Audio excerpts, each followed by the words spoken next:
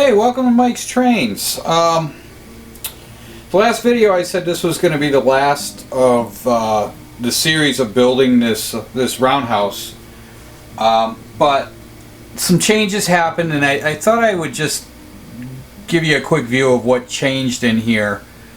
I finished all the lighting. Everything is in, and you can see. Let's see if I knock down some of these other lights I'm using, we can kind of take a look and see what it looks like. Let's see.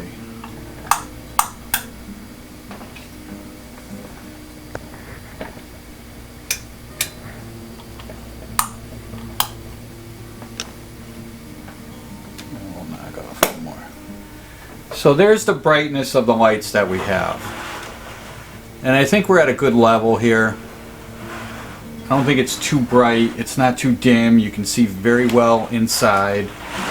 So that's what we're looking at right now. So that's the lighting. I finished all the roof, the sand is all on here. But yeah, so all the roofs are on. This front half and this rear half are glued in. This front side is still removable like I had planned on. And it all works out well. There's almost zero light bleed, even though this roof is sitting just flat on top. It's not a real big deal. But what I did change was this roof. There's been a lot of talk about it. People were asking in the comments, you know, saying I should leave it so that it's removable. And part of the reason was the light bleed I was worried about, especially down this wall right here.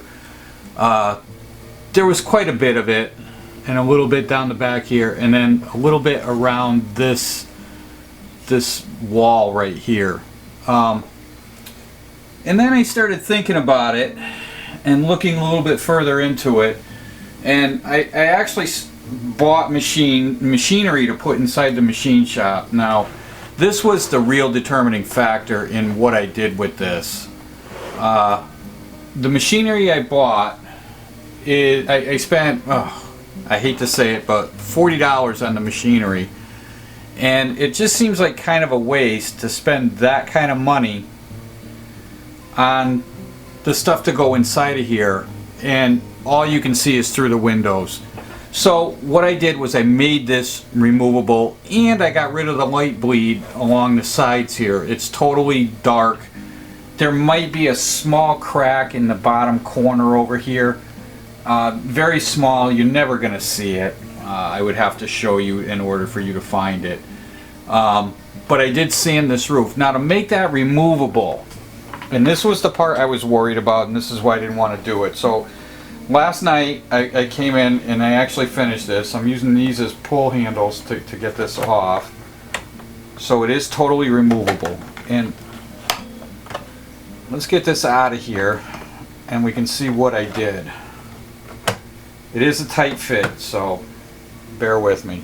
So now the roof is out on the back side. Originally the lights were right here. You can see where the strip was glued, and right here. So what I've done is I've gone in and I took styrene and I glued from here to the back wall. I put a strip, and then I put another strip right down here. And on the bottom side of that I glued the LEDs to. And you can kind of see the wiring that's going on here. None of it's visible from the outside, which is awesome, and the lights are still there, and it puts them just a tad closer to the floor.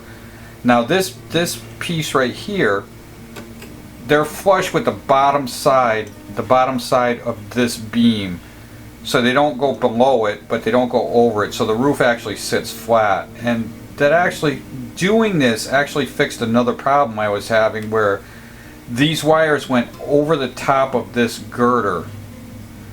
Okay, and that let the roof come up a little bit. And in doing it this way, I ran the wires through the holes in the girder down here, like that. You can see where I've done right here.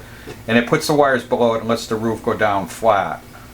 Okay, but now the roof is removable, and you can see everything that goes in here. Now, besides that, I came in and I took some, I had some very soft weather strip, foam weather strip, and I it's a strip. Let's see, the weather strip I used is this stuff here. It's about a 1/4 inch wide, but it's very soft, very spongy. Okay. And I cut this in half. I run a full strip right across the back here, and I put it just below the line where, you know, just so the roof flush with this, because the roof sits flat on top of this office building here. I ran it across here, and then I cut this piece in half this way, and I ran a half strip right across the whole perimeter of the whole thing, and that cut out all of the light bleed that I had going on in there. And it's worked out well, and I think we're going to keep it like that. I like it, and I think it's better. And now I can show off the interior if I want to see it. The roof can come off, and you can see what's going on inside. Obviously, I can't do anything about these wires; they are what they are. But the roof is now removable, which is absolutely awesome, and that's what I'm looking for. That gives me an option to put more things for detail inside of here if I want to, and then of course all the machinery that goes in there. So I think I'm going to take a minute and let's take a look at the machinery I got from Shapeways. Okay, so these are the machines I picked up from Shapeways. Not all of them are from Shapeways. These right here, these two back here, these are metal castings I got from the Amherst Train Show, and I painted them. They're for HO scale, so they're quite large. But I was hoping to get away with them in the machine shop where, you know, they're just giant machineries. I don't know. They were cheap enough. I only paid $3 a piece for them, so they weren't that bad. But these guys here, these are the ones from Shapeways. These are all 3D printed. This is supposed to be a wheel lathe right here. And they all need to get painted. You got a milling machine here. You know, different machines going on. And I think once I paint them, I think they'll look really good. But they are a lot smaller than these. So let me give you just a for instance as to how big those really are. Okay, so just for a reference on size, this is a dime. Okay, let's throw that in here right here. That's a dime. Again, HO scale here, and N scale over here for the same type of machines. So that's what we're looking at. So now I'm going to get these painted and put into the machine shop. Now that I have these, I think what's going to happen for next week is I'm going to take some time. It's going to take me some time to get these all painted up. And I'm probably going to lose some of my eyesight due to it. But yeah, I'm gonna get these painted up and installed into the machine shop. So that's gonna take me probably the better part of a week to get done. And what that's gonna mean is that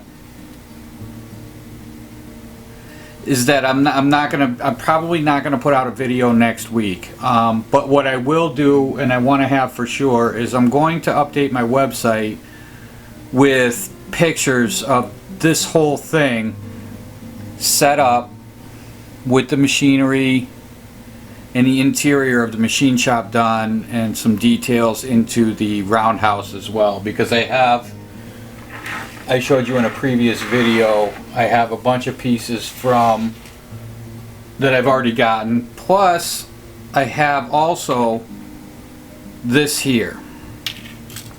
Now this light set, right here is to simulate welding, and it flashes. There's a blue light in here and two flashing white ones, and I had these in a different building previously. My old machine shop, they were in there, and they work awesome, and I'm going to work these into the floor of the machine shop as well.